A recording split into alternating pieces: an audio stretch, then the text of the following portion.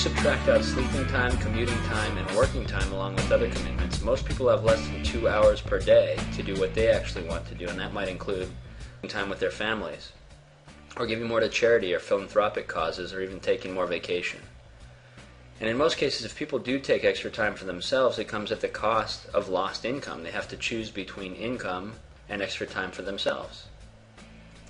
So let's talk about time and money, and let me ask you a question to illustrate this. If person A earns $120,000 per year, and person B earns $100,000 per year, who earns more money? And the answer might seem obvious at first until I give you the facts. Person A works 50 hours per week, while person B works 5 hours per week. So in actuality, person A earns $46.15 per hour, but person B earns $384.62 per hour. See, income is a function of time and money, not just money. Everybody chases the money, but it's a function of time and money. Time is actually, when you drill down to it, more important than money because lost time cannot be replaced.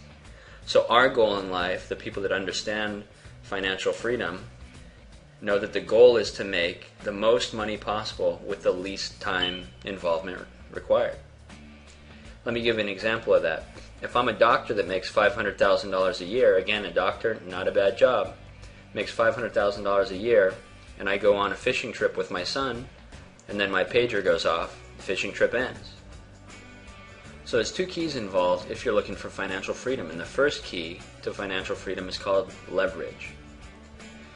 And the people with the most freedom in the world have either other people's time, other people's money, or their own money working for them. They have leverage, so they don't have to work. Because it doesn't matter how motivated you are, there's no way you can work 25 hours in a day. You need to leverage something else to get more work out of the day. So the second key to financial freedom is called residual income. And with leverage, you can attain residual income. Residual income is income earned for a long period of time after the work is completed. So if you think about an author that writes a book, he does the work initially writing the book, and then after the fact he gets paid over and over and over without putting in more work. Same thing with actors and singers and their royalties. And what if you have an investment property? Once you have the investment property, the rent comes in whether you're asleep or awake or on vacation or working. So here's another example of a residual income stream called interest income. Interest income is a situation where you put money into the bank and the bank pays you a percentage on the money that you invest with them. So let's pretend that all of your expenses added up to about $5,000 per month. Your car, your house, your bills, and your food and your clothing. You would have to have $1 million in the bank at 6% to make a $5,000 a month residual income. In other words, to stop having to go to work. So the question is, if you don't have millions in the bank, or real estate rentals, or a singing or an acting career, how can you begin to own your life and experience that financial freedom? Network marketing is the best, most cost-effective option for most people interested in building a residual income producing asset. Now, I don't know how you reacted when I said network marketing, but you have to understand at this point, you probably know little about network marketing. Even if you think you're familiar, many things that you think you know are probably not completely accurate, and this is because most people in network marketing do not do it correctly or weren't trained correctly. And those same people are probably the ones that gave you your exposure to it. So, what I'm here to do is give you a little bit of the fact. This presentation is not an attempt to convince you to do network marketing. This presentation is entirely educational, and let me explain.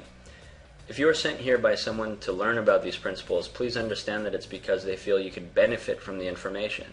Professional network marketers do not ever try to convince, sell, or twist anybody's arm into the business. To do so would be like convincing someone to join a football team that didn't want to play football. I might succeed in convincing them to play, but once they get on the field, they're probably not going to play very well, and it doesn't do anyone any good. So there's 3 marketing methods. The first one you know well, it's retail. You go to the grocery store, the department store, the drugstore, or maybe you own a store. What you do is you purchase from a wholesale source, you mark up the price, and then you sell at retail. The income is not residual because you have to continually sell to make your income. Aside from retail, you have direct sales and network marketing. Direct sales is a situation where people come and sell and make a commission.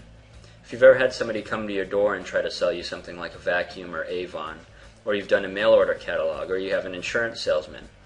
These are direct sales type organizations.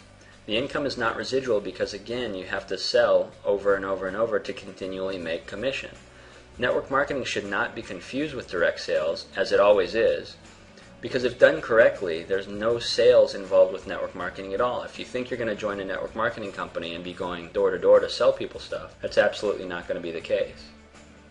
Network marketing is not a second job, but more like a rental property. It's a vehicle to work part-time on the side and build up extra income while you're doing what you do now.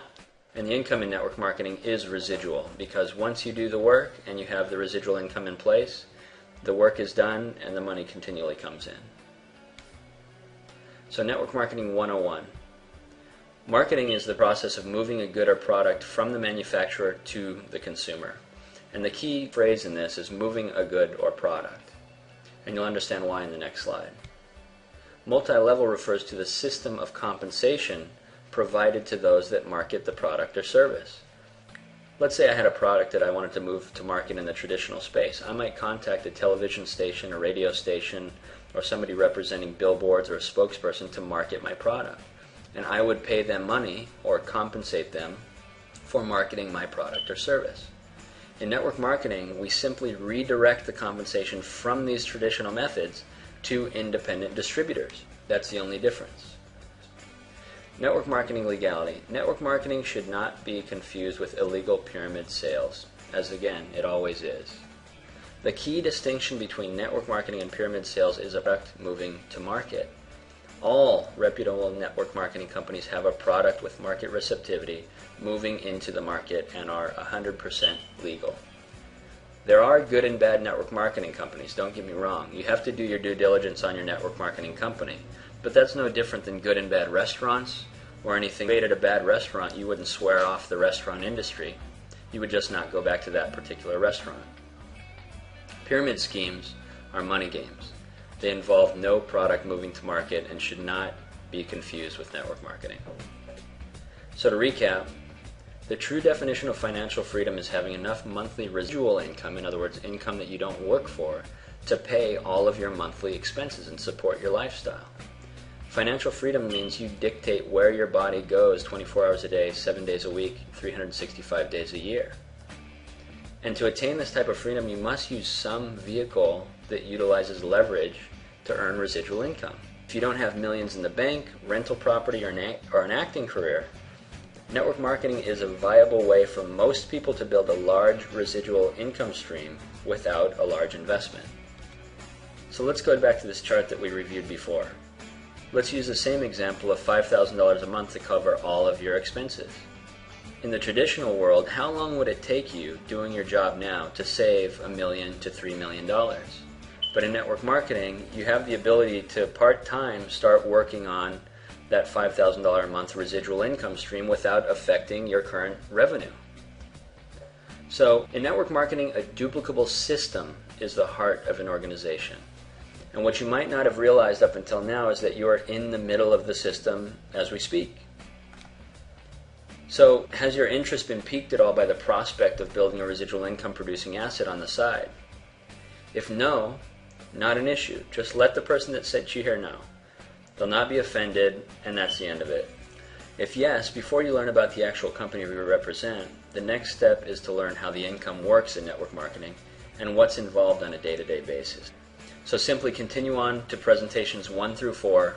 They're all about 5 minutes each and won't take much of your time. There's 10 presentations in all, but presentations 6 through 10 are more for in-depth training should you decide to join us. Thanks so much for your time, and see you on presentation 1.